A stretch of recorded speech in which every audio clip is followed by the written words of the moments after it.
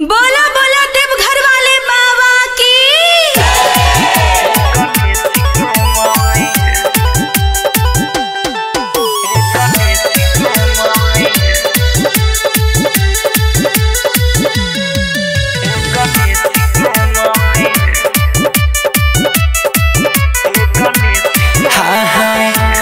तने छै मांग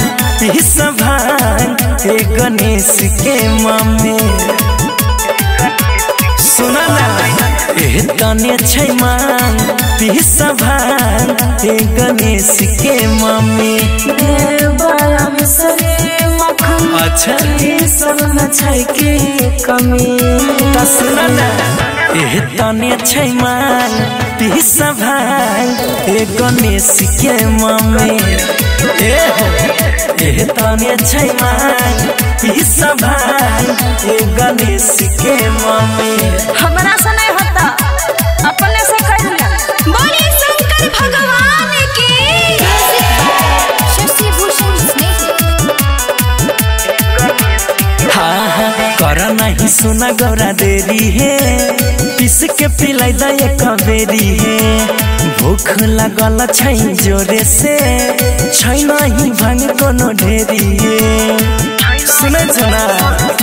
हे गौरा प्यार से कहै छी तोरा हो अच्छा ना सकलत भोला छोरा हो केतना मनैबो हम मनबना फेकनेवा भांग के कटोरा हो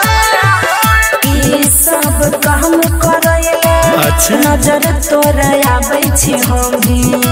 तो सुना ना तने छै मांग भांग गणेश के मम्मी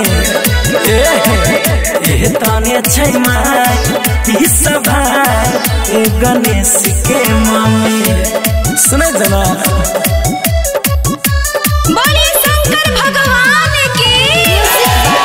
शशि भूषण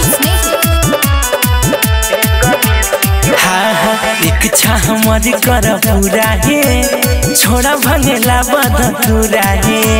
सुनी जाए गो बतिया हमर नहीं ते मानी जाए बाबूरा है सुना सुना गाने खोले सुना भोला आज हो चाहे हो केतन नाराज हो दो दो गो बेटा छ करते गणेश लागन छ तोरा लाज हो माने सब सामनो के उमर दिहा हो लंबी तने छै मांग भांग गणेश के मम्मी तने छै मांग